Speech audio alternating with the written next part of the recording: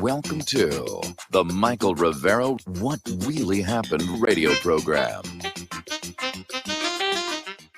And welcome to our show today. It is Friday, November 13th, 2020. So for all of you people suffering triskaidekaphobia, happy Friday the 13th. And thank goodness it's Friday. Thank goodness it's Friday. Thank goodness it's Friday. We have a lot to talk about today. And this being Friday with the lovely Lady Claire, I'm going to do news for most of the first hour. Then we'll open the phone lines for phone calls. Then in hour number two, it'll be Lady Claire. And then we'll open the phone lines again toward the bottom of hour number two. So that's the way we're going to be doing Fridays from here on out. Okay, now it is being reported that the largest hand recount of ballots in U.S. history is now getting underway over in Georgia. And it's everybody's looking at Georgia, what's going to happen, because if it does come out that there was an extreme discrepancy, it's going to call more attention to those Dominion voting machines.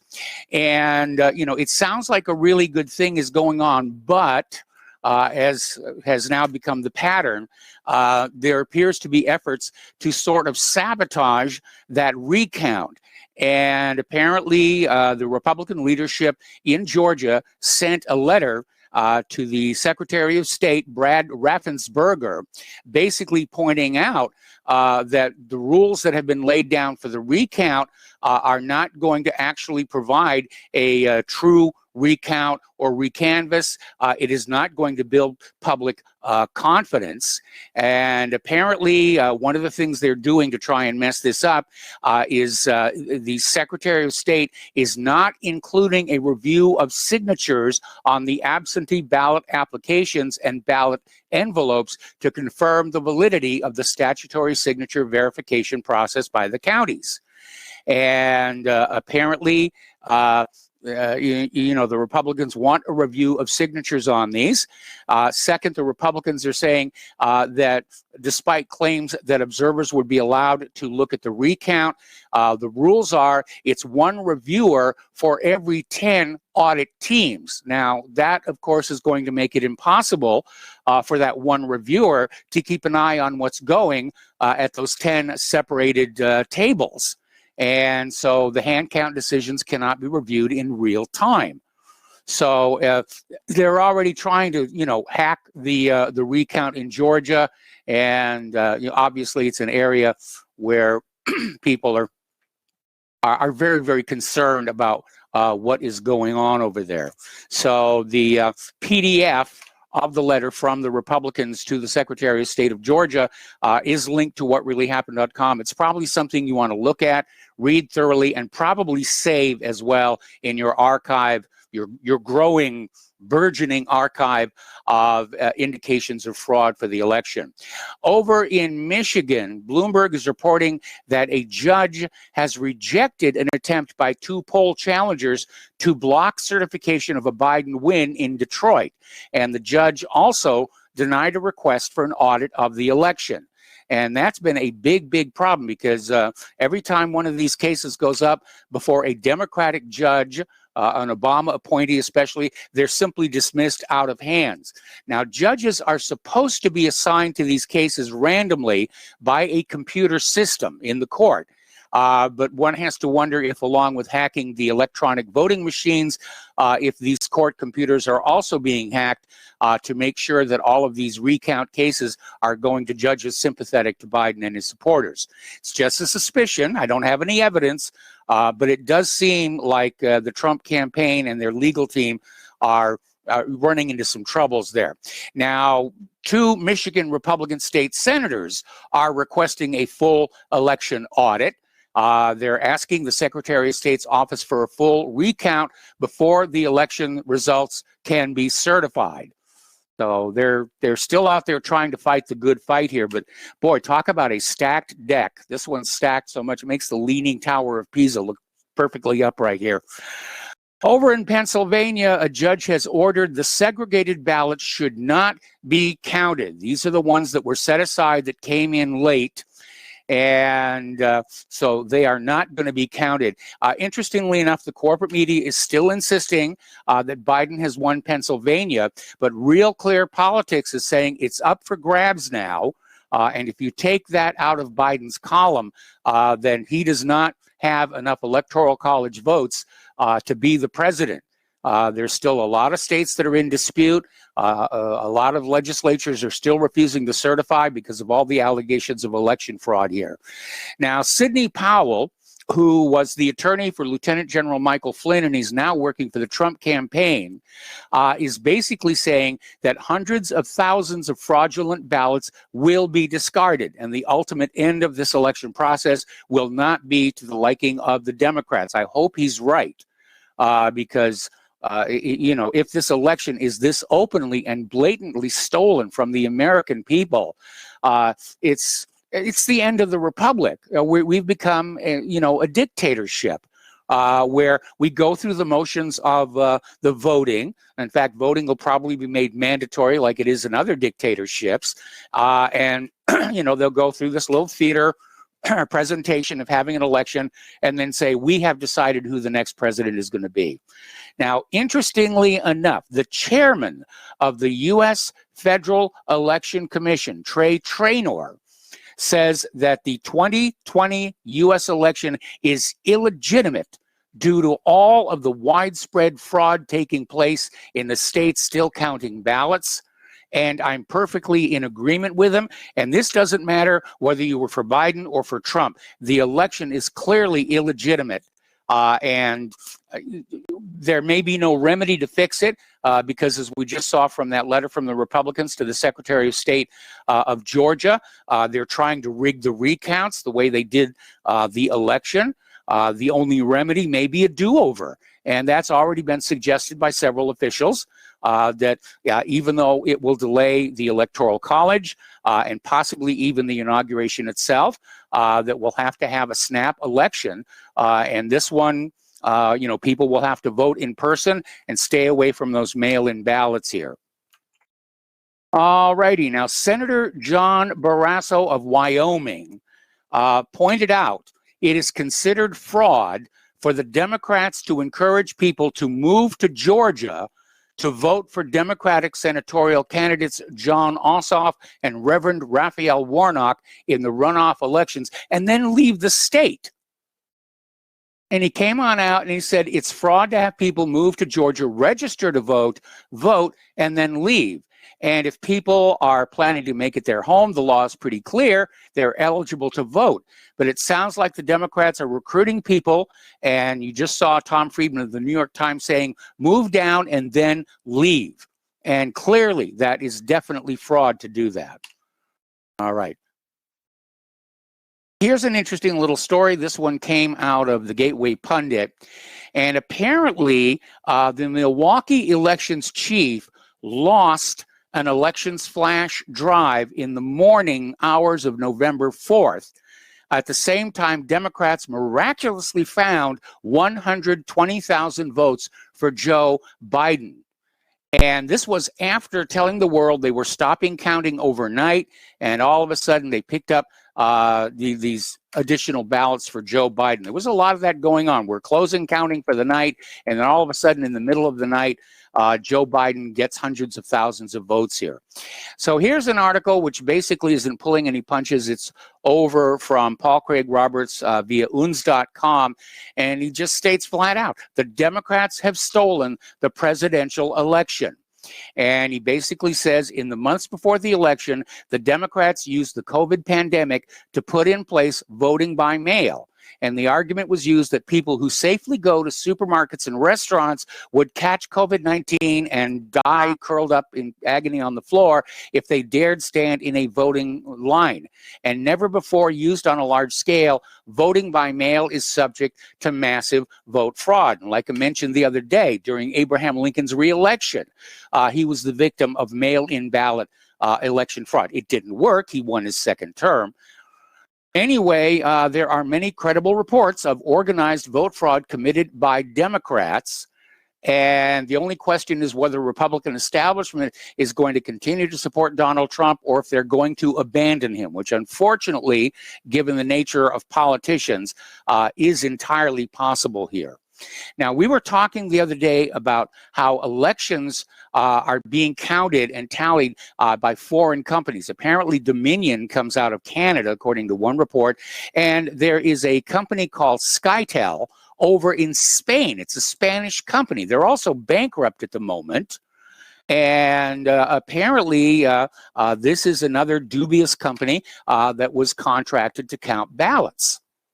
Now, I'm an America First kind of guy here, and I think our ballots should be counted in the open here in the United States of America. And again, I've got an article up at the top of whatreallyhappened.com, right underneath my hopelessly outdated portrait, on how to have honest elections. And if you haven't read it, you really do need to take a look at that. And it's getting ugly out there because one of the law firms representing the Trump campaign's efforts to challenge the Pennsylvania election has quit. They're withdrawing from the cases. And according to Bloomberg, it was one of two law firms targeted by the Lincoln Project, which is a group of never-Trump Republicans devoted to removing Trump from office. And apparently Tuesday, the group encouraged people to start targeting individual employees of Porter Wright and another law firm, Jones Day, and ask them how they can work for an organization trying to overturn the will of the people. So cancel culture is at work, and these lawyers are receiving threats. Some of them have been doxxed. It's thuggery. It's political thuggery. It's brown shirt tactics out there. Okay, another article, this one out of revolver.news. And it basically points out that if an election is determined to be stolen, the state legislatures can restore the will of the people.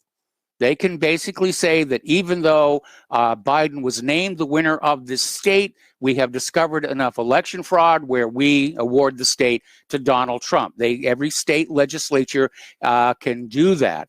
And they make an interesting comment in this article that the sheer intensity of the campaign to get rid of Trump is proof that Trump should not concede. He should not give up, just keep fighting the battle until the battle is done.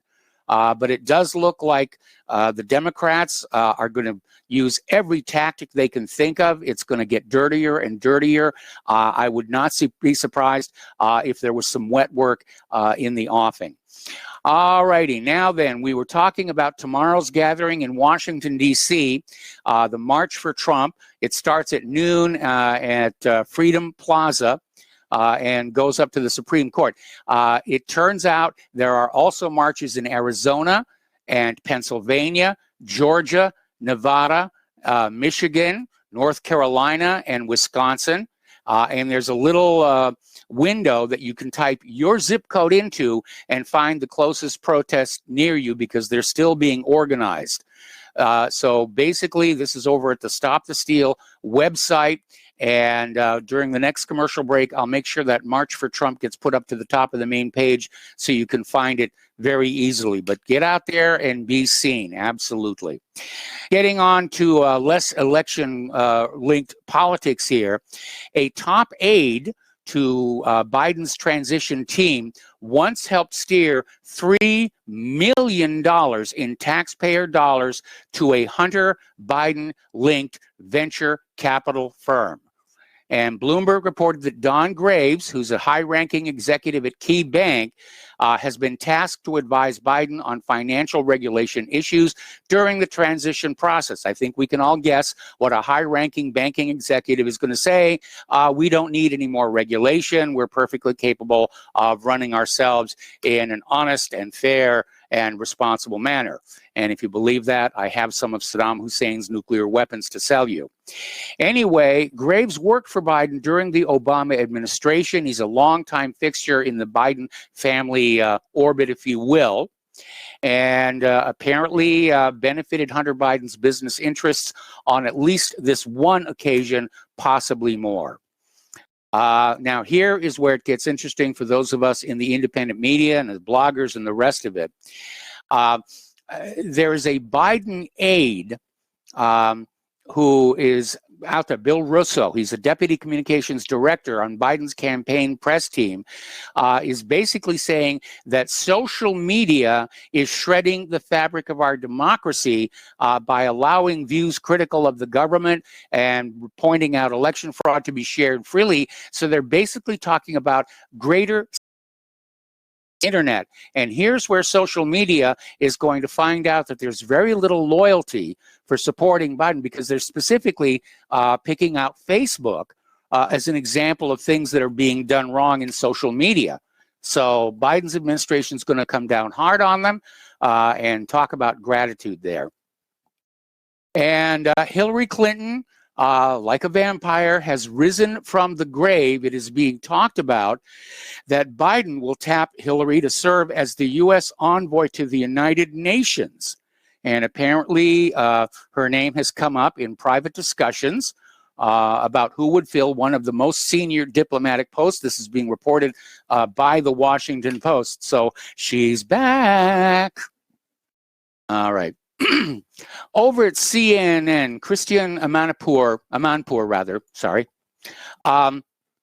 a while back did this on-air blast, if you will, comparing the Trump era to Nazi Germany, saying the White House is comparable to Nazi purges and book burnings.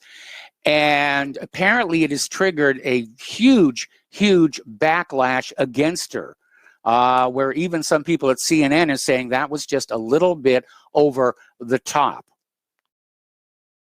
Okay, the Deputy Chief of Staff to the Defense Secretary has resigned 3 days after Trump fired Mark Esper.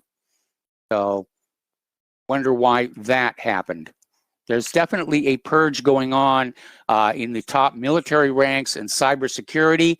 People are wondering if Trump is going to just try and drain the swamp in his last couple of months in office, or if something else is in the offing here. Now, Nancy Pelosi may be in trouble. She wants to be Speaker of the House again, but apparently some Democratic House members are teaming with the GOP leaders, House Minority Leader Kevin McCarthy, to basically oust her. They don't want her in. Unfortunately, they're talking about Alexandria Ocasio-Cortez as being the new speaker, which I'm not sure that that's an improvement, other than, to look at her. She's certainly more attractive than Nancy Pelosi. And I don't know that she's got a $16,000 refrigerator filled with designer ice cream, which some people are saying actually worked against Democrats in this last election. All right, let's talk here a little bit about COVID cases. And I had speculated earlier that now that the election is over, this COVID thing would kind of start to fade away because it was only kept alive and the fear-mongering going by the Democrats to push the mail-in voting to allow election fraud to take place here. But according to a UBS economist, he's saying that basically COVID cases in the United States could be near zero in just 6 months. Okay. And once again, supermarkets are starting to limit toilet paper purchases as the COVID cases hit a new high. So you may want to get down to your big box store and stock up again if you have run down the stockpile you had from the first time. Elon Musk is out there saying he might have COVID-19. Now, earlier he said the disease was going to be gone by April, but he might have it. And the reason they're saying might is he got 4 COVID tests in the same day. 2 tests came back negative and 2 came back positive. Same machine, same test, same nurse. And he basically said, something bogus is going on out there. And yeah, if you're having 4 tests, 2 positive, 2 negative, same machine, same test, same nurse, it basically underscores the fact these tests aren't really accurate. Okay, we're going to take a break for commercials, and we'll be right back. And welcome back to our show here. And again, a friendly reminder that Republic Broadcasting Network is in the middle of a perpetual fundraiser, and we need your help to keep doing the very important work that we are all doing. I'd get down on my knees and beg for money, but it would take a chain hoist to get me back up again. So meanwhile, the postal address to send a check, money order, or if you prefer anonymity, cash, is Republic Broadcasting Network, 2251 Double Creek Drive, number 302, Round Rock, Texas, 78664. The phone number where you can make a credit or debit card donation is 800-724-2719, extension 3. And of course, this information to make donations is also available at the RBN website, republicbroadcasting.org. All righty, I have been chastised by email. Sidney Powell is a woman, not a man. Goof on my part. Players in the other room laughing at me. Oh, well, live radio, what can I tell you? All righty, getting on back to COVID-19 and more seriousness here. According to a recent study, the continuous wearing of face masks can trigger bouts of eczema in people who have sensitive skin. And we've seen photos of people who are definitely showing the effects of wearing the masks way, way too much. All righty, now here's where it's going to get ugly. When you vote for tyrants, you get tyranny.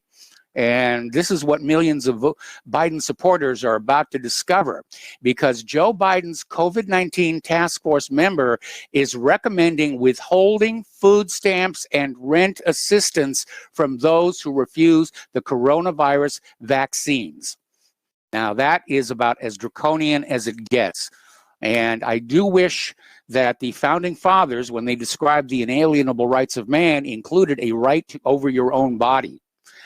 Up in Chicago, Mayor Lori Lightfoot is telling the city to stay at home for 30 days, cancel Thanksgiving plans, and has put a 10-person limit on gatherings just days after she joined crowds celebrating Biden's win.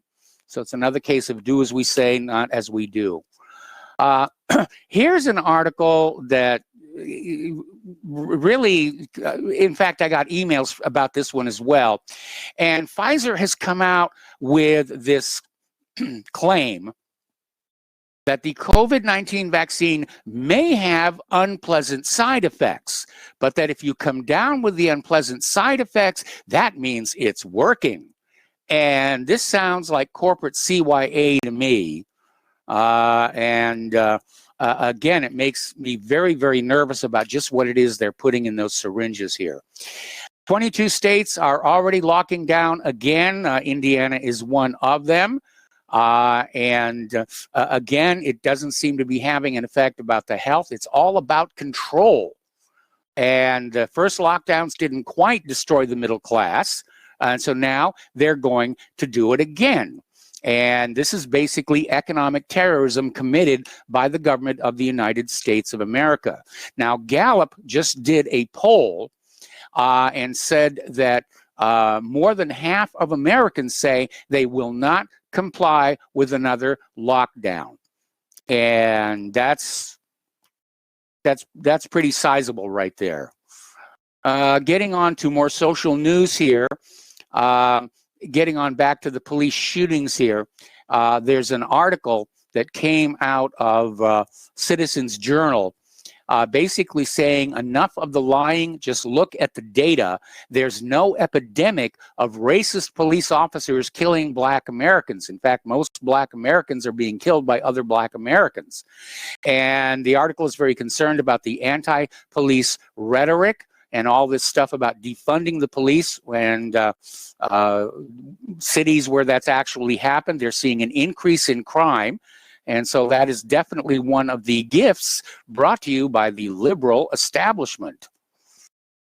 And here's where political correctness is just getting a little bit over the top. Over at Cornell University, they're renaming the English department because they say calling the English department is racist. And so they're renaming it as the Department of Literatures in English to try and get away from that.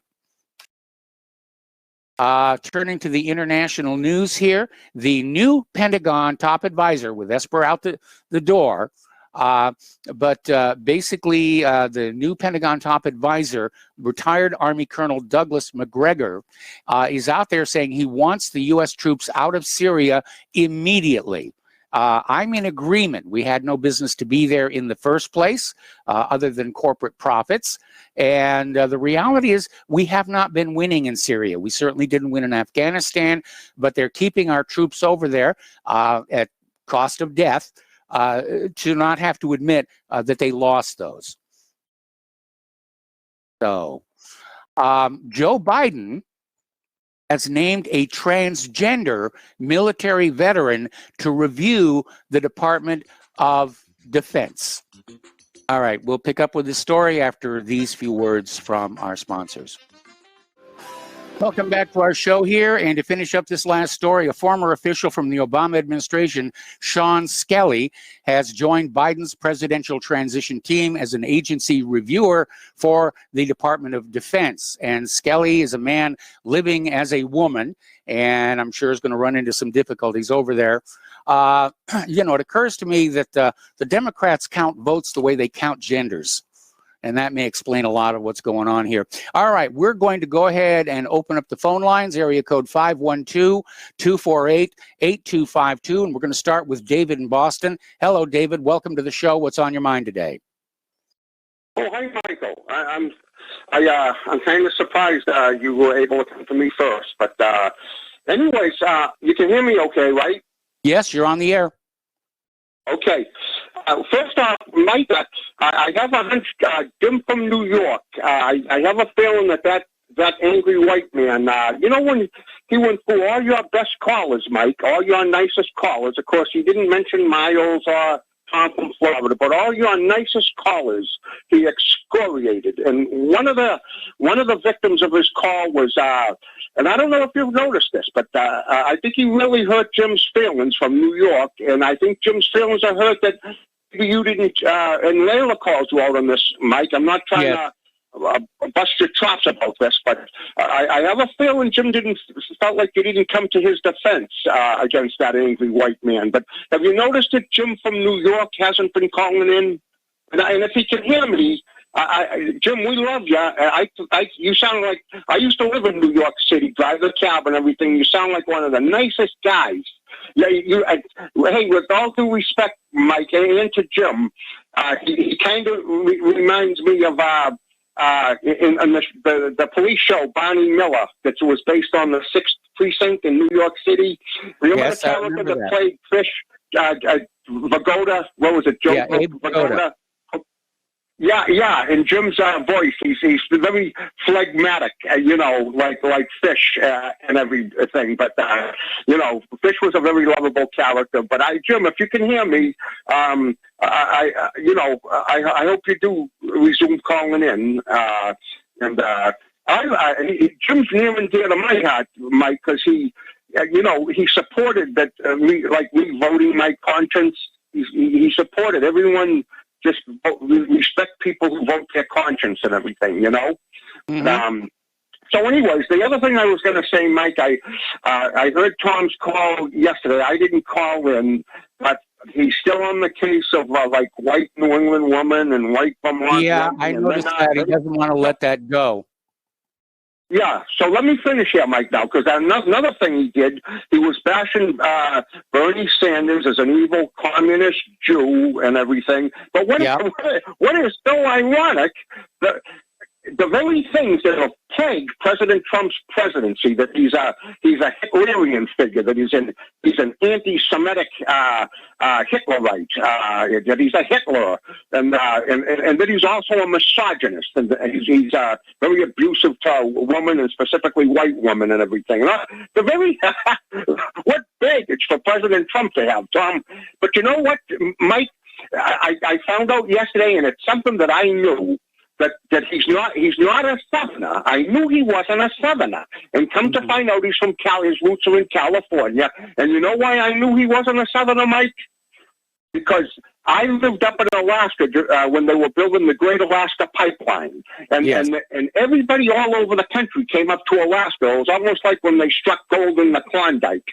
Everybody wanted to land one of those really great jobs, and they were high-paying jobs. They were great jobs with Atlantic Richfield and all the oil companies, and so anyways, I met a lot of Southerners. But strangely enough, I met a lot of Southerners when I lived in Alaska. I haven't spent time down south, but I met a lot of, and I used to drink back in those days. So I used to drink with Southerners and everything. But the reason I mention that, Mike, Southern men are as respectful as anything of women. They always say, ma'am, yes, ma'am, and no, ma'am, and thank you, ma'am, and it's ma'am this and ma'am that. They're not like Tom at all, being mean and offensive to white women. Southern gentlemen are, and it's not just their Southern belles that they're polite to. Just these northern women up in Alaska, they were polite to all women, and so Tom doesn't. He's from Florida down south now, but I knew his roots weren't Southern. And sure enough, he's from the Fruit, Nuts, and Flakes, the cereal state there. And I think with Tom, it might be all of the above. And the last thing I'll say, Mike, is Tom, when you point the finger, the condemnatory finger at white women, you've got three fingers pointing back at yourself. And you know what those three fingers are saying, Tom? They're saying that you're a white woman. I'm not sure I follow the logic on that one, but fair enough. Well, yeah, no, Mike, if you are what you point the finger at. So if he's pointing the condemnatory finger at white woman, he's got three fingers pointing back at himself. And a little humor, Mike, that he must be a white woman if he's Mike, the other last thing, if I can say one last thing now. Just one last thing, because the phone lines are full. Yeah, Mike, this is what I want to get out. Normally I wouldn't mention this, Mike, but I've been under such attack. Mike, do you know, I listen to all of the public broadcasting shows. I listen to Alex Jones. I listen to all the shows here in Boston, Jeff Cooner in the morning, and some of Howie Carr. Genesis, Michael Savage, and Jeff. I really stay on top of talk radio. And I think one of the reasons I'm really resented, Mike, I have to honestly say, have you ever heard the terms political acumen? I know you have political acumen and political perspicacity. It's acumen. You're putting the emphasis on the wrong syllable. Yeah. What did I put on the wrong syllable? It's pronounced acumen. Well, that's what I said, right? Acumen? No. Okay. Yeah, acumen. Didn't I say acumen? Political acumen? But anyways, Mike. It doesn't matter. Please continue. Please wrap up. Yeah, Miles challenged my mental health, but to have political acumen and political, you have to have tip-top mental health. And Mike, I have to honestly tell you, and normally I wouldn't do this, but I'm under such attack.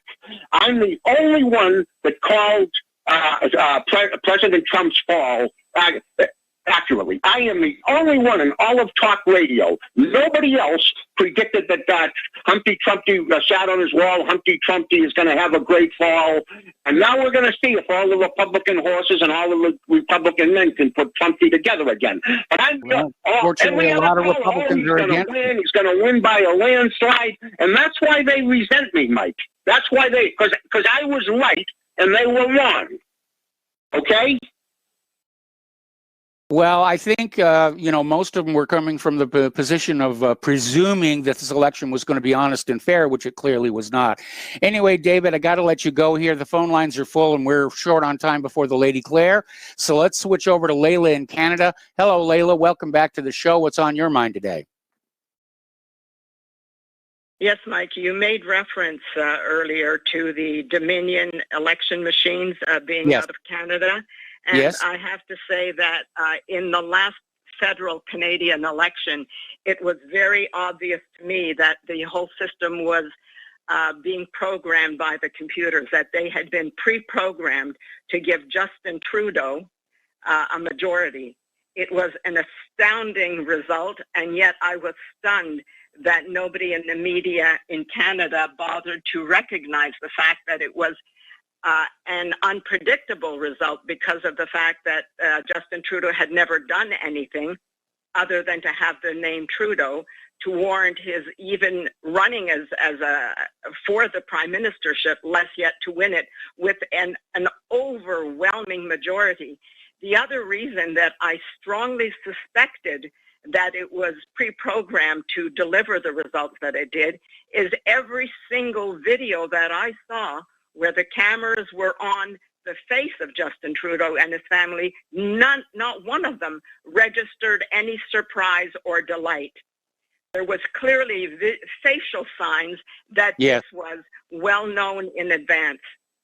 And so the whole idea of using technology that can be manipulated and yet obscured from public view should never, ever be allowed in a legitimate election. And it's really important. It's really important that the U.S. restore the integrity of its elections. And I agree. Even calling this march this weekend in Washington a march for Trump, I think, is a mistake. It should be a march for the presidency or a march for the country, a march for America, because the presidency really is crucial. The subtext for the march is a march for election honesty. And it's interesting because somebody's gotten hold of the actual manual for the Dominion election machine. And apparently buried deep inside of it, there are actually directions on how to weight an election, how to delete information, how to change information. I mean, it's right there in the instruction manual, how to change the outcome of the election. So I guess Dominion can have a new slogan, you know, Dominion Election Systems, we guarantee the results. Exactly. I have never been able to, that's when I completely lost faith. I mean, I lost faith in the Canadian news media when I left it in 1990 and actually initiated a lawsuit against the CBC. It wasn't a lawsuit, it was a complaint. And I was in court for 13 years trying to expose the corruption in the Canadian news media. And the answer that I got from the lawyers for the organization that I named as the source of corruption said, we're not here to try the institution of journalism. But anyway, it was astounding to me whenever I read the National Post. I would read a story and then I'd go to the Washington Post and I'd see that it was an exactly, almost verbatim story. Yes. And the National Post, if anybody goes to the National Post, scroll down to the bottom of the page and see how many newspapers they own. And also the Canadian news media was given $600 million by Trudeau prior to the federal election. And that was the commercial media. They were saying that they needed to be given some degree of equality with the CBC, which has been getting $1.5 billion from Parliament since its inception 80 years ago or more. And the whole idea of the CBC creating it, the reason Parliament created it, was to prevent the infiltration of the U.S. media and its ability to dominate public opinion in Canada. And the other goal that was clearly stated in the original mandate was to buy out and destroy commercial news media. So instead, everybody has played along. And the unfortunate thing is that we have a grossly uneducated public, not only in the U.S., but in Canada, because we have so many immigrants who have not been raised with the kind of education that I was fortunate enough to get, not only in Canada, but also in the U.S., where I had wonderful teachers and professors. So it's tragic that unless the voting public has got to be very carefully screened. We require, some kind of test for almost everything before somebody can participate in anything that has wider ramifications on the public interest, and yet almost I have to disagree with that one. I mean, I understand there's a lot of stupid voters out there, but if you start putting up any kind of a system to qualify voters, that will be immediately corrupted. We'll be back to poll taxes, or they'll rig the question. In fact, there were back in the Jim Crow days, they gave tests to potential voters to allow them to vote, and the tests were written to basically discriminate against black voters. That's the problem, yes. However, simply being a legitimate citizen, not one who's been granted instant citizenship as a refugee and then funded by the taxpayers, there has to be some kind of identification showing that a person has undergone Canadian education or U.S. education where they learned the history. They don't have to take a test. Just having existed in the country long enough to recognize the foundational principles of how, whether you're a federation or a republic, there are concepts that are essential to the existence of a nation and to survive with a degree of profitability for everybody, and incentivization to work and to build the nation and to be loyal to one another and to the country itself. Mm-hmm. Yes. Unless that happens, and the first thing that has to be done, you've got to prove that you have only one citizenship and you are loyal to that country. Then you must provide proof of your citizenship and proof that you are qualified to vote in any other manner. Well, I agree with proof of citizenship, and that's where, we've had a disaster down here in the United States of America because even going back before 2016, the Democrats were out there screaming that asking voters for ID to prove their citizens was somehow racist. And my argument is it's not racist because illegal is not a race. Well, we had the same thing in Canada when I worked when I volunteered in the voting polls. I was told that I was not allowed to ask for proof other than simply their address. And they could provide any kind of a bill.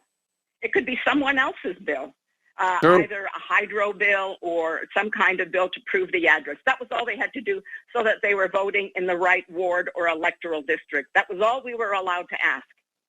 And I had also worked as a scrutineer, and I remember the importance of hand counting ballots, because even if the person themselves who filled in the ballot legitimately had spoiled it by making errors, that was almost a sign that they didn't know what they were doing.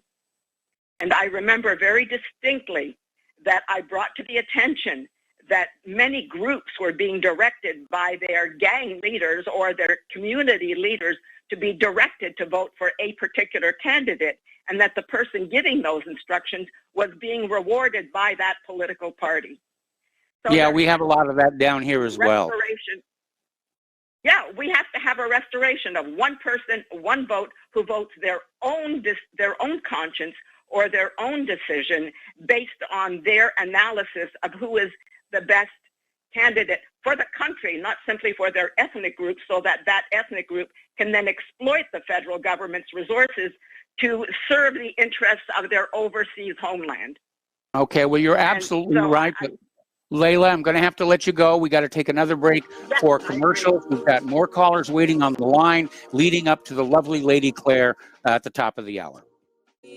Welcome back to our show here. We're going to try and grab a few more phone calls before Lady Claire. Let's go to Don in Arizona. What's on your mind today? Mark, I'd like to just say rest in peace, Larry Nichols. Did you know Larry Nichols died? No, I was unaware of that, and I'm sorry to hear it. We corresponded quite a bit back in the days right after Vince Foster. Yeah, he died about a month and a half ago. I'm surprised not too many people said it in this whole. He was one of my favorites in the whole talk radio business because he was skilled at the art of storytelling. He could just keep talking. I don't know if he was telling the truth completely, but he did have some inside info there on the Clintons. Yes. I'd like to say something also about. Did you know? You knew him though. You talked to him a lot, right? Was he in the Army at one point? I mean, I never met him. I did talk to him a lot. We corresponded, and I had him on the show once. Was he in the Army at one time? Do you know? I do not recall. Okay. Well, I'd like to say also one thing about this. This scamdemic, they keep talking about cases are going up. Yeah, because there's a 90% chance of false positives. I mean, the test is garbage in the first place. It is. This situation with Elon Musk proves that. Yeah, the word case Till this year, the word case meant you were sick. That's what it meant. You had some symptoms. You know, yes. If you had a case of the cold, that means you had the sniffles or something. This year, they changed the definition of case without telling anybody. You got a positive test, you're a case. Is just be afraid, wear a mask, take the vaccine. It's bad news. I will be happy with Joe Biden if he just does away with these damn masks. I don't know if he's. Oh no, he won't. No, he's talking lockdown. His COVID-19 advisor is talking about withholding food stamps and rent assistance to people who won't get the vaccine. It's going to be mandatory for everybody by hook or by crook. You can't go by what he says. He might change his mind. I hope he changes his mind and just wants to be nice to everybody, and then I'll be happy. I don't think so. I don't think so. Because he doesn't owe anything to the American people. He won his office by cheating. All right, let's switch over to Robert in Kansas. Hello, Robert. Welcome to the show. What's on your mind? Hey, Mike. First of all, let me say thank you so much. You are a general in this war, even if you don't want it. That's what you are. And I would not be the same man that I am today without all wars are bankers' wars. So I appreciate you so much, sir. Well, thank you. My topic is the mask mandate. And what I'm looking at right now, for the audience and for everybody to Google, I'm looking at the state of Indiana, the mask mandate for Indiana, which you would Google and be able to pull up. And what I want to point to is page 3 of that mandate are the exemptions. And I know that you had talked about previously on your program that you and Claire, you were out and about. And okay, well, Robert, I got to put you on hold. We got to do station identification, and then we'll be back with hour number 2 and the lovely Lady Claire, who even now is moving into position. Welcome back to our show here, hour number 2, and we got a few phone calls to clear before the lovely Lady Claire takes over here. We were talking with Robert in Kansas about masks, and Robert, if you could pick up where you left off. Yes, sir. Thank you, Michael. And I see Claire there with you, and I love you, my Christian sister. I tell you what. So, Michael, my topic was the mask and everything having to do with that. And I'm looking at the Indiana mask mandate PDF, and I encourage all the audience to Google your local, your state mandate and read those rules. And so what I want to say on the program is that you don't actually have to wear the mask. If you download this PDF, you print it out, you bring it with you to the store, and you explain to them that you qualify for one of these exemptions, which is in every single mandate, because these mandates are written by lawyers, and lawyers want to avoid a few things, right? And that's tort to liability and negative press. So if you research this information and get it with you, you can go to these stores and say that you have whatever exemption that you have, and you can go about your life in a regular way. And this is supported by all the corporations who have sufficient legal counsel, and also the mandate by which they say they follow. So the idea that you have to wear a mask is not necessarily true if you qualify for one of these exemptions. Now, am I saying that you technically have a medical exemption or you have one of these others that are on the mandate? I'm not saying that you do. At the same time, it is absolutely allowable that you walk around or you go to the store, you do whatever you do in your life to not wear a mask over your face. So I hope that people will start to research that, look into it, and move beyond this scam in which, Michael, the macro death rate has not changed. And I know you're a smart guy. You can do the math. And that it hasn't changed. There is no pandemic.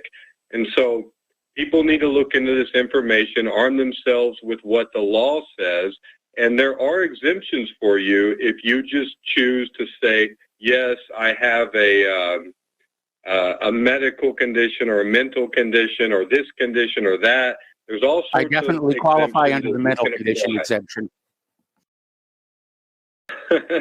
Yes, Michael, but that's my point of the conversation, and just look into it and be able to use the same writings that they put out against them, because you are not actually required to wear a mask anywhere if you're able to take this information with you and assert yourself as a free man in the world. By the way, I know Claire's with you. I want to mention Corinthians 11:7, which it states plainly that a man covers his face is a sinful man. And so I know I did not know that. I'm appealing to religion, but that's what it says. If you cover your face as a man, you're not abiding by what the Bible says. So thank you so much, Michael, and I'll let you go. Well, thank you very much for that. We're going to switch over real quickly to Peter in Los Angeles. Hello, Peter. Welcome to the show. What's on your mind? Hi, Mike. I'm just calling in to talk about what the chairman of the Joint Chiefs of Staff, Army 4-star Milley, said. Yes. He was not going to get involved with the election. I'm looking at the tape running below, a news show right now, saying that dozens of Secret Service people have come down with COVID and are off. So they're either under strength or in turmoil in the Secret Service. I'm hoping. I'm not so sure that the military will. It's Milley's job to shut up. The American tradition of the military not being involved in politics, to shut the hell up. Well, this isn't politics. This is security, and I think it would be perfectly appropriate if the Secret Service Protective Detail is suffering a manpower shortage due to COVID-19. I think it's perfectly appropriate for a military security force to be put around the White House at this point.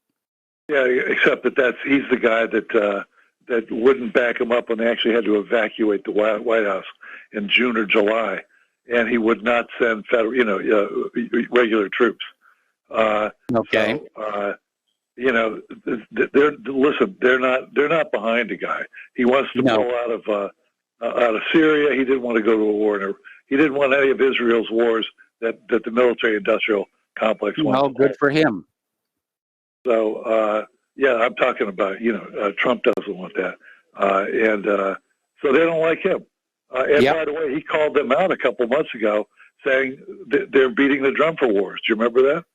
Oh, yeah, and it was very obvious. I mean, we can hear the war drums, all over the place. We're pushing toward a war with China, possibly one with Russia. We're clearly on the path to World War III, and I think we're going to lose this one. I believe we are too, Mike. But I would tell you that we can't. I've said it before. Trump can't rely on any institution whatsoever, including the RNC, which isn't really even coming down four square behind him on the vote count fraud. They could be a lot more adamant about that, but they're being very tepid, and that could gain them some Senate or some House seats too. And they're still willing, pulling back on it. Yeah.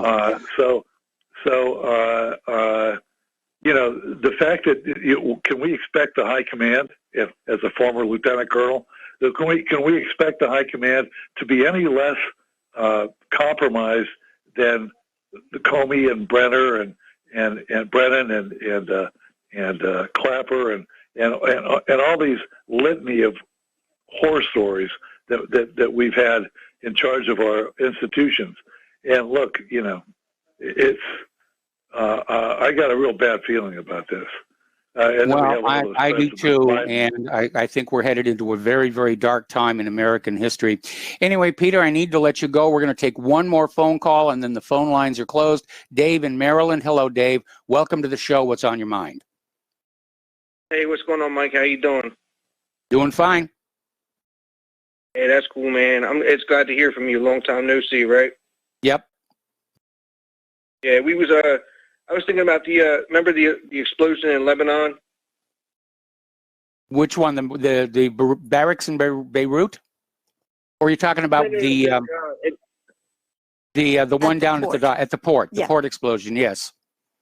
Yeah, the port explosion. Where remember how it was like a Russian boat captain that had parked all that ammonium nitrate there.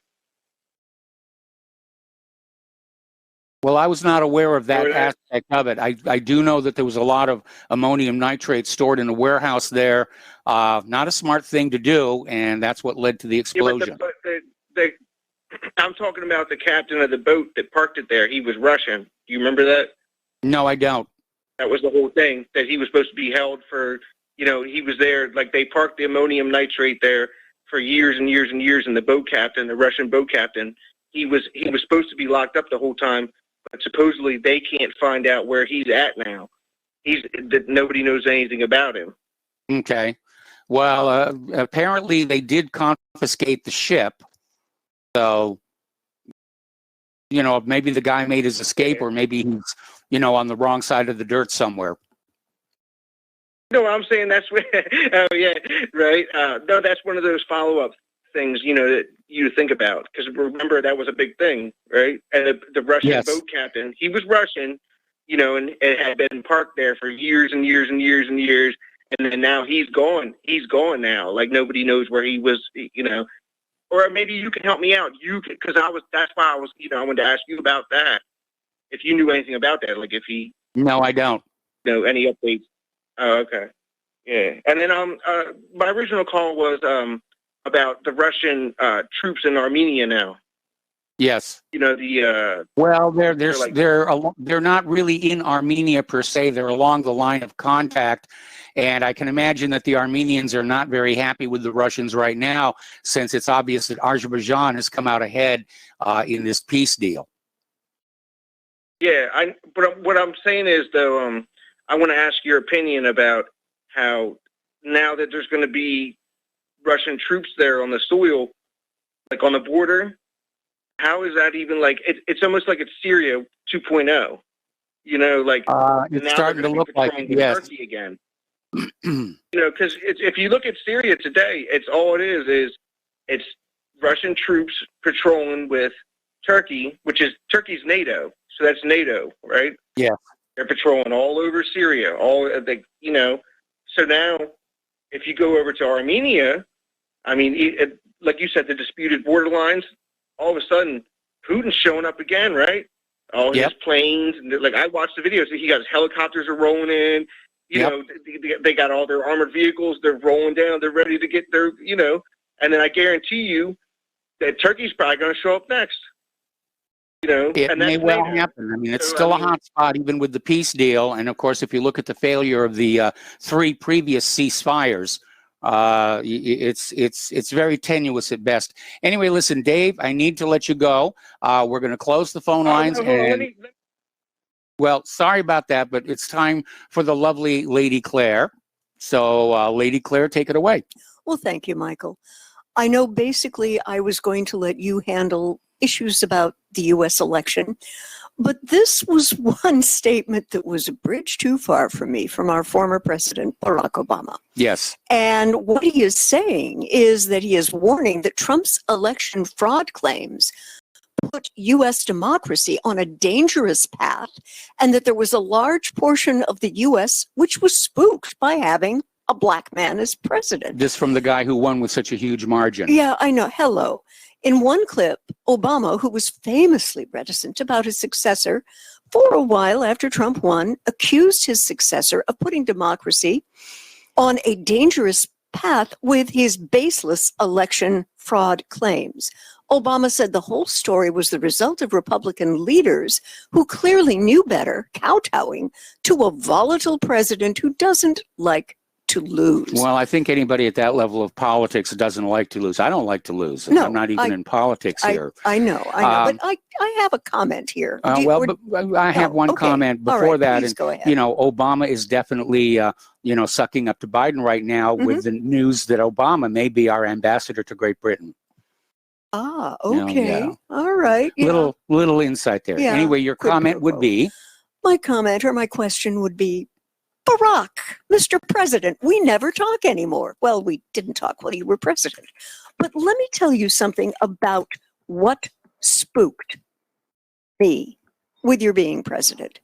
Now, I would like to tell you, Mr. President, I graduated from Cal State Dominguez Hills, class of 72. You know smack dab where that is, all right? It was a rainbow school. It was the most wonderful educational experience I could have ever had in the world, and I'm really grateful I had it. Because people around me, some of them looked like me, some of them looked like any ethnicity or combinations of ethnicity you could imagine. It was wonderful. I loved it. Now, what spooked me about your president was not your being black. What spooked me about your president was the ways in which some of your past just kind of disappeared, like school transcripts went away and information about various international trips you took went away. And what spooked me was that and your politics, because a lot of people felt that you were not taking care of America first. I was one of them. Yes. And I say this logically, I say this factually. You are very close to a lot of the very elites in the world. And through your 2 terms, you were able to position yourself to be that person. Great. But I don't feel that a lot of your domestic or international policy decisions favored the guys who were the working class, okay? And you call it flyover country, the rust bucket of this country. Let me tell you something, Mr. President. Those people did not want to lose their jobs when all of a sudden outsourcing was the big thing and people who got left high and dry, well, sorry. You know, you've lost something you've done for 25 years, retool, relearn. Mr. President, that was very painful for a lot of people. That spooked me. It never spooked me that you were a Black American, okay? Yes. Never. And I consider that an insult. Now, I'd like to bop over to the UK, because apparently the UK PM has met with Bill Gates to discuss implementing a global vaccine program. Now, I want to start this out with telling everyone who listens, I'm not an anti-vaxxer. When Mike was deadly ill with pneumonia, and I was living on Oahu with him at that time, and I called my sister-in-law, who's an NP, and a very sharp woman, and I said, this is what he's had. What do I do to help keep him safe once he gets home? And she said, Claire, take a Pneumovax shot. I got one from an NP at our local pharmacy. Yep. So I'm not an anti-vaxxer, but this is very interesting, and Gates positioning himself is very interesting. And the British Prime Minister, Boris Johnson, is currently being criticized for imposing yet another lockdown based on questionable data, and has met with Bill Gates to discuss implementing a global health security program using Britain's G7 presidency to speed up the process. Couldn't have happened at a more wonderful time for vaccine manufacturers, could it? Yep. Every CEO has agreed to commit to providing fair access across the globe to the vaccine when it's ready. Now, Johnson said that the opportunity, the G7 presidency in 2021 affords Britain, will allow the nation to spearhead a global health plan developed by, wait for it, the Bill and Melinda Gates Foundation in partnership with the Wellcome Trust.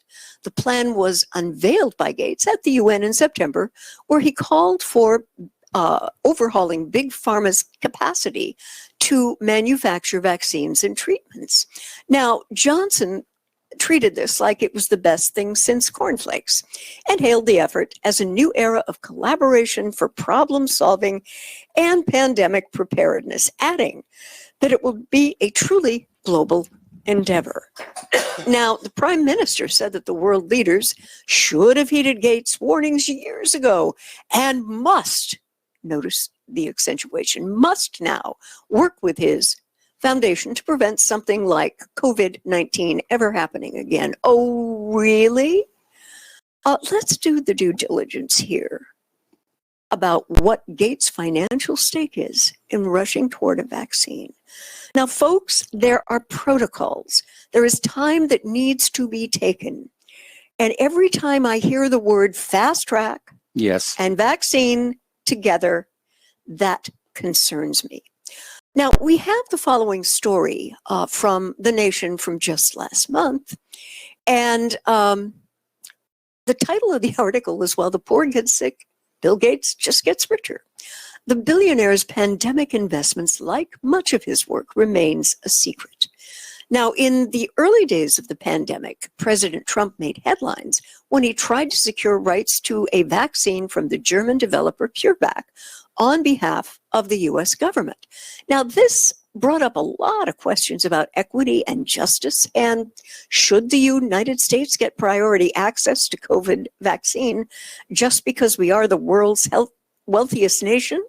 Shouldn't the most vulnerable, no matter their nationality or salary, get vaccinated first? And one German lawmaker made the observation, capitalism has its limits. Had Trump succeeded, the deal might have also sent another stark message about economic inequality, delivering a financial windfall to one of the most moneyed players in the pandemic response. Wait for it, the Gates Foundation. Now, let's dig a little deeper. The foundation recently reported a $40 million stake in CureVac, one of dozens of investment the foundation reports in having companies working on COVID vaccines, therapeutics, diagnostics, or manufacturing. Okay, I'm going to have to put you on a pause here. Okay. It is time for a commercial break. All right. And we will be right back. Welcome back to our show here. We're talking with the lovely Lady Claire. We're talking about vaccines. And before I hand the mic back to Lady Claire, the old business model used to be that you sold medicines to people who were already sick, but that wasn't good enough. And in the last couple of decades, we've seen this push to sell medication to perfectly healthy people because there's more of them and you make a lot more money. So you were telling us about the financial tanglement between Bill Gates and the vaccine manufacturers. Right. And the Gates Foundation, as I previously mentioned, has a $40 million stake in CureVac. Now, according to the Nation's analysis of the foundation's most recent tax return, their website, and various SEC filings, the foundation has also announced that it will leverage a portion of its $2.5 billion with a B strategic investment fund to advance its work on COVID. Now, these investments, they amount to more than $250 million, show that the world's most visible charity and one of the most influential voices in the pandemic response is in a position to potentially reap considerable financial gains from the COVID-19 pandemic. Now, it goes on to state that Gates' reported investment in CureVac alone may have already delivered tens of millions of dollars in shareholder value for the nonprofit Gates Foundation. Now, even though Trump's bid for CureVac failed, the company's stock skyrocketed 400%. That's it. That's huge. Intense. Just 2 days after going public in August. And then the reality that the Gates Foundation had a financial stake in COVID-19, which Bill Gates does not quite appear to have publicly disclosed in dozens of recent media appearances, speak to broader criticisms about the lack of transparency in the foundation's increasingly central role in the pandemic. Well, Bill Gates has been pushing vaccines long before COVID showed up. Yes, I know. And I remember this quote where he wanted to say, we're going to use vaccines to control the world's population. Oh, yeah. Yeah. And do you remember the epicite, the corn? That wasn't a vaccine, though. Oh, but, right. But that was another part of the population control yes. that's out there. Yeah. And it was, it made the, help me remember, Mike. Well, the epicide gene was in corn. Yes. And humans who ate the corn could no longer reproduce. Right. And one of the things that has been done several times and has been exposed by doctors is vaccines are being used to basically trick the human female into viewing an embryo as an infection so that the body's own defenses reject it. So she miscarries. She miscarries. Oh, yeah. And they've been doing this all over Africa. That's just brutal. Yes, it is. Let's get back to COVID-19. There is a very senior vaccine policy advisor to Doctors Without Borders. Her name is Kate Elder. And she is asking a very serious question regarding the Gates Foundation. Who are they accountable to? They don't even have a governance structure that's clear. And it's basically do what Bill says. Yeah. Increasingly, I see less information coming from the Gates Foundation. They don't answer Doctors Without Borders questions. They don't make their technical staff available for discussions with us when we're trying to learn more about their technical strategy on COVID and how they're prioritizing certain things. And Gates' priorities in developing and distributing a COVID vaccine, Elder says, are increasingly the world's priorities as multilateral institutions like World Health Organization have essentially abandoned leadership to a group of public-private partnership where Gates provides the key funding. Now, I talked earlier about positioning oneself, and this is exactly what Bill Gates, with this Bill and Melinda Gates Foundation, has done. Well, you know, the little bit of embarrassment, speaking to the World Health Organization, they just recently finally admitted that the Gates-sponsored polio oral vaccine in Africa is actually causing polio. Causing paralysis. Yeah, and holy crud! You know, there. Of course, this is not on the corporate media. Of course not. But it's another reason why we need to be very cautious about vaccines, because the vaccine companies are immunized from civil litigation. Yes, they're held harmless. They're and held harmless indemnified. And indemnified. Yeah. And they can put anything in those syringes they want. They could put water in those syringes, and maybe it would actually be better if they did. I hear you. But you know, we've heard all the bad stories about Gardasil, and we remember back in 1976 the swine flu pandemic and the mandatory vaccination program that had to be canceled when it turned out the vaccination was killing more people than the Spanish flu. The Spanish flu was. Okay, we're coming up here on another commercial break, right? And so we're going to stop for a while and let the sponsors talk and pay some bills, and we'll be right back. And welcome back to our show here. And Lady Claire, please continue. Yeah, I was talking before the break about how Bill Gates has positioned his public-private partnerships where Gates provides the funding.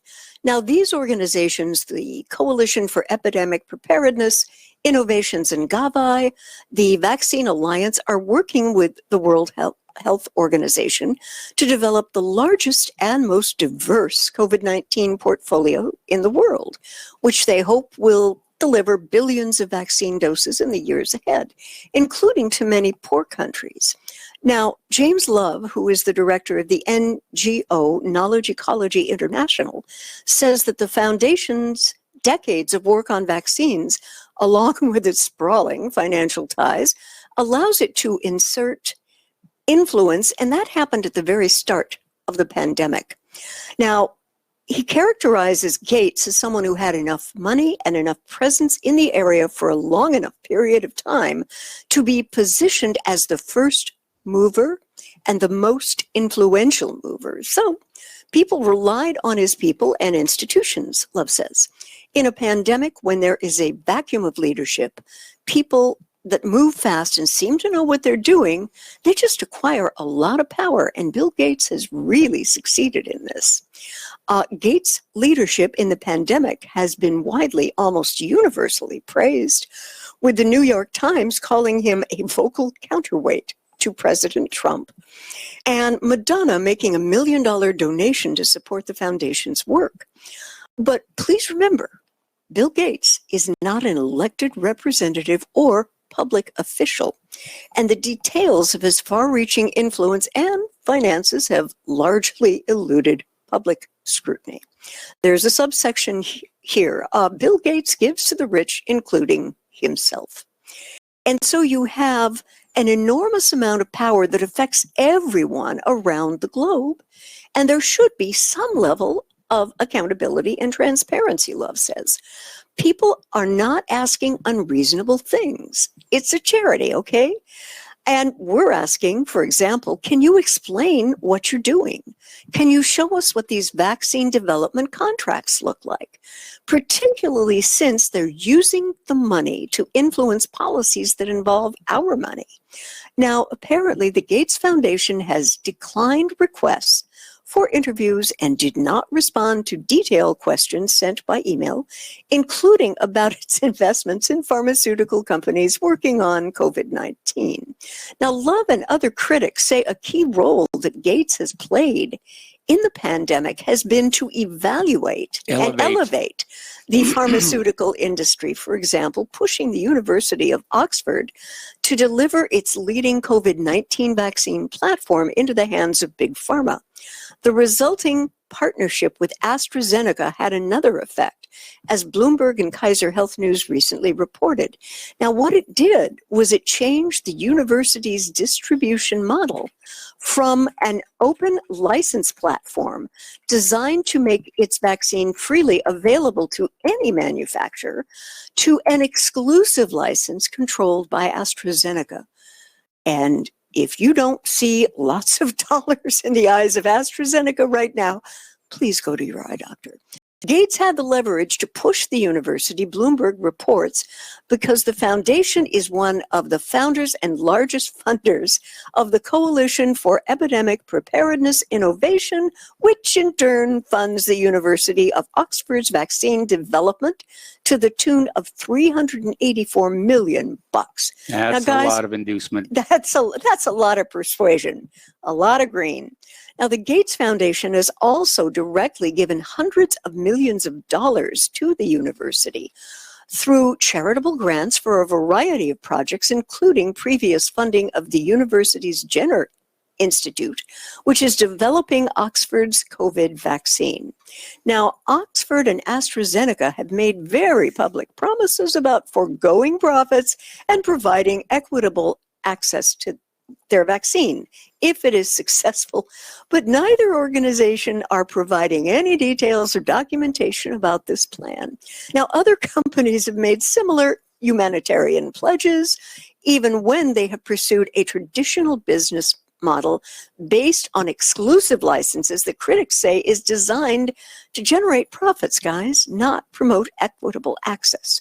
Jörg Schaber, the executive director of the German advocacy group Buko Pharma Kampan, sees the Gates Foundation as having an ideological investment in this business model, pointing to many of the foundation's senior staff who come from where? The pharmaceutical industry. Do you see how incestuous this all is? It definitely is. Including the president of Gates' Global Health Program. Now, other critics note that Gates Foundation's endowment could benefit from the foundation pushing COVID vaccine development toward exclusive licenses.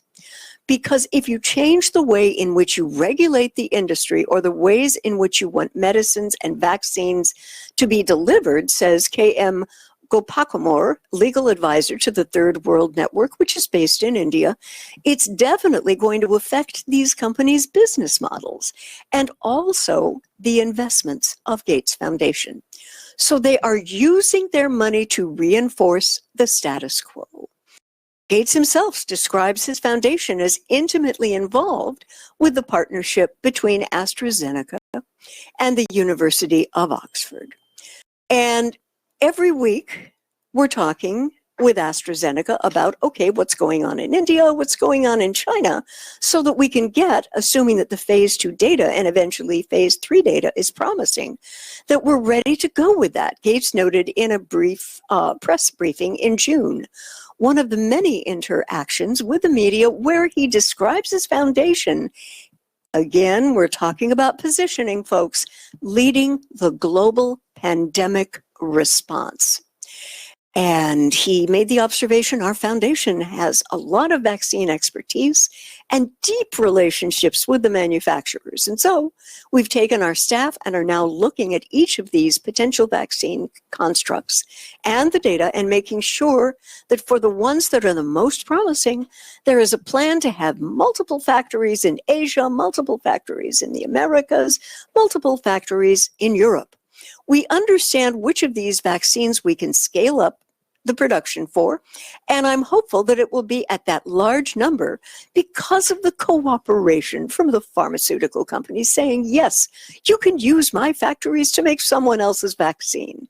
We're getting a very good response to that, and that's really unprecedented. Now, during these remarks, please remain aware. He had absolutely nothing to say about his foundation's investment in any pharmaceutical company working on COVID. I would be asking him about his personal investments in the pharmaceutical companies as well. Yeah, exactly. Similarly, in an August interview with Wired, the former head of Microsoft said that if he were infected with COVID, he would want to be prescribed the therapeutic drug Remdesivir. Yep. Let's say that 3 times quickly, failing to mention, and he does it right all the time, his foundation's stock position in the drug's owner, Gilead, which, according to the charity's most recent tax return from 2018, now the foundation refused to provide details about its current investment portfolio. Journalistic norms require disclosure of conflicts of interest. Guys, this is huge. So do the prevailing rules in science. But even when Gates begins to enter into a scientific discourse, for example, in the commentary he penned in the New England Journal of Medicine, prescribing that he thought government leaders should be doing to tackle COVID, he doesn't disclose any of the details of his deep financial ties to the pharmaceutical companies that are making trial vaccines. Gates filled out the journal's required conflict of interest form, but simply listed his conflicts as numerous. Gee, could I do that? That's an understatement. Could you do that? No, I don't think so. I do not think so. Yep. Giving readers no sense of the size, scope, or type of his financial stake in the pandemic. Lisa Barrow, who is a professor of medicine and public health at the University of Colorado, says that authors have to provide details of their financial conflicts of interest, even if it means naming dozens of companies, which is not unheard of among authors in the New England Journal of Medicine.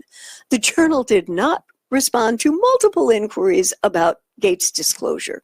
Shelton Krimsky, a professor of humanities and social science at Tufts University, with whom the author of this article co-authored an academic journal article in 2017, says disclosures are critical because they notify readers about potential bias. And folks, yes, Bill Gates and this foundation have more potential biases than Kim Kardashian has clothing on a location shoot. Yeah, I mean, come on.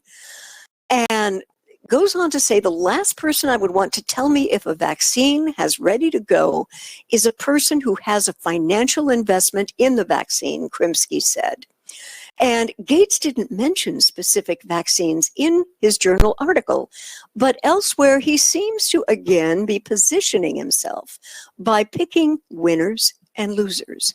Now, in a long-form interview with The Daily Show in April, Bill Gates seemed to say his foundation would be spending billions of dollars to support manufacturing for 7 of its favored vaccine constructs.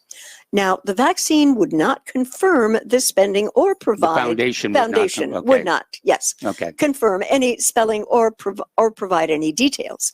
If Gates followed disclosure rules, we would have had transparency not just around the Gates Foundation's $47 billion endowment, but also about where Bill and Melinda Gates' personal fortune is held. Gee willikers. Yeah.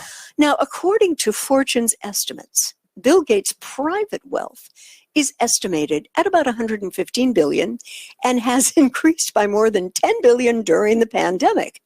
It is unknown if the Gates family have personal investments in companies working on COVID. Now, as millions of Americans applied for unemployment benefits in recent months, Town and Country reported that Bill and Melinda Gates just purchased a $43 million mansion. Gee willikers.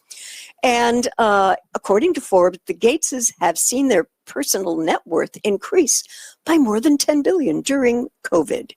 In the same way that policymakers and journalists have called on Trump to release his tax forms, in part to understand if he may be financially benefiting from his presidency.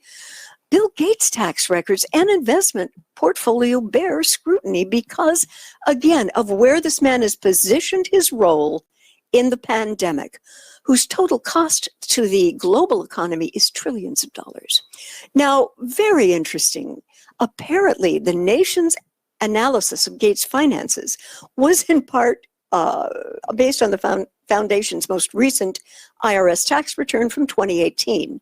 Now, as it stands, we won't be able to see all the current investments until late 2021, when the Foundation releases its 2020 tax forms.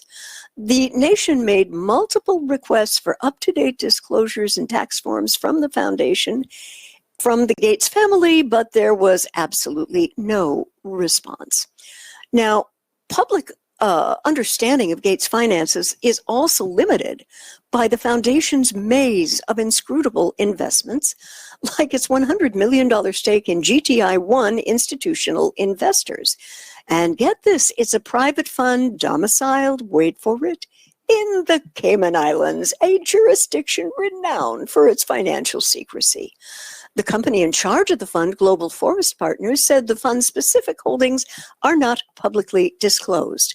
And while the Gates Foundation is a nonprofit organization, its endowment still generates billions in income, more money over the last 5 years than the foundation has given away in charitable grants.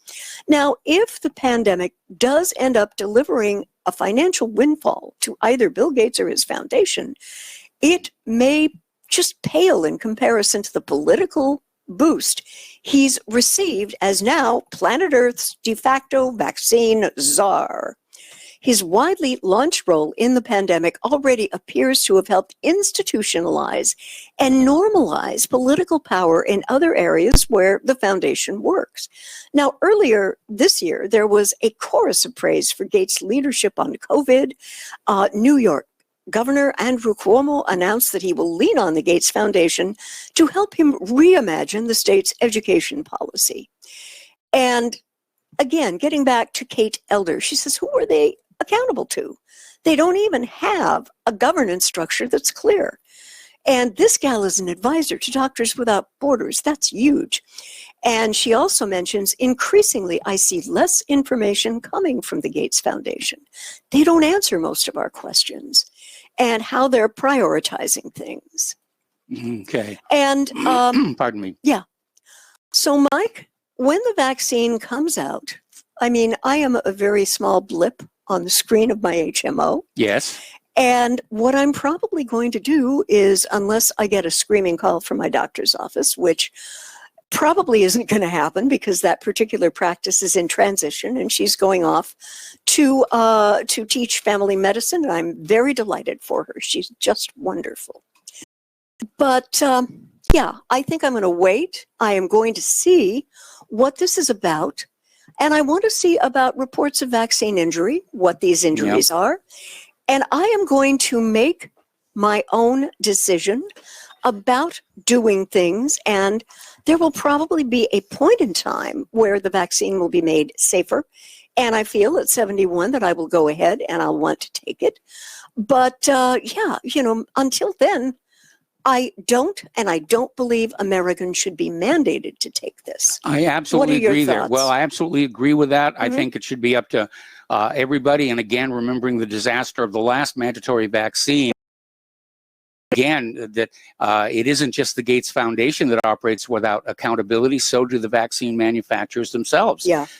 There is no machinery in place, so to speak, where they can be seriously punished, you know, for making a mistake. Right. And again, as you said earlier in your diatribe here, combining the word vaccine with fast track is cause for alarm. And not all vaccine injuries show themselves immediately. Some can take a long while to appear. And there is one doctor who says that what I've been dealing with this last year may have been a vaccine injury from medications I received back when I had pneumonia. Whoa. Yeah. So Basically, his attitude is that anytime you hear immune response,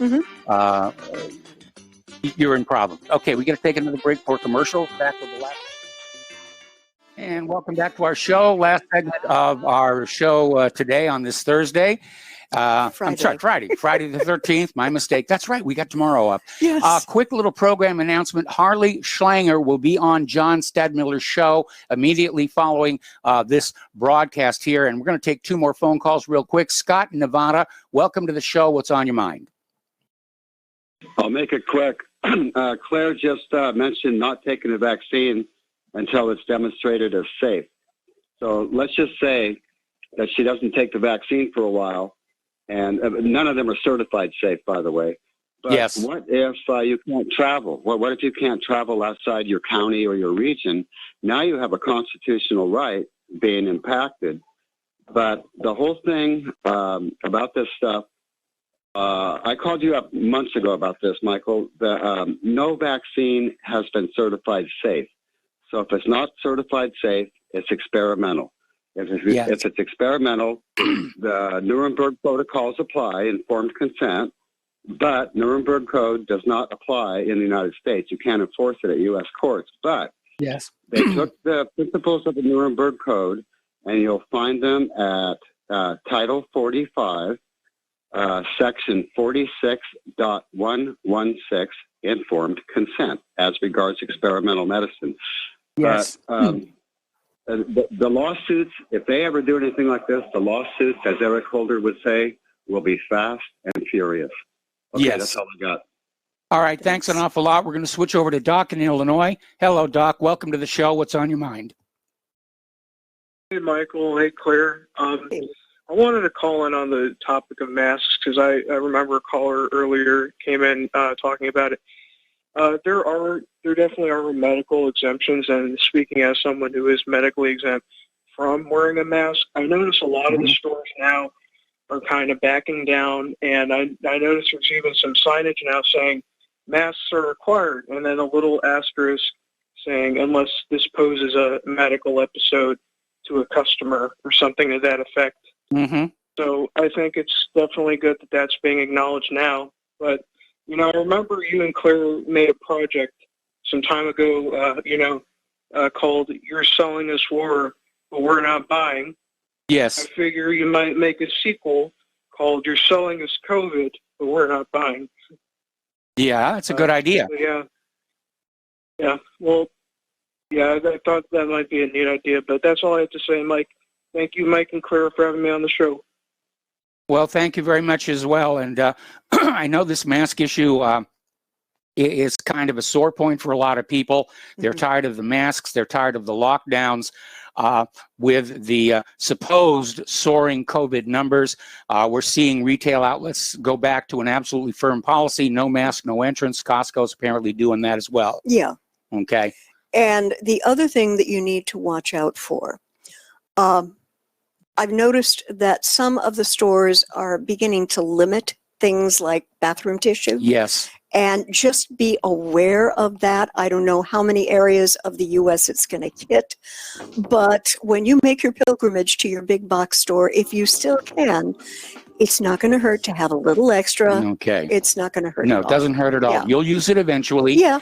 Okay, well, listen, we've got to head on out of here. The music is playing. Stay tuned for John Stadmiller. Like I said, Harley Schlanger will be joining him. Please spread the word of Republic Broadcasting. Spread the word of whatreallyhappened.com. Please donate. This has never been more important than it is right now. Critical We'll folks. be back on Monday. Have a great weekend, and aloha, America. Bless.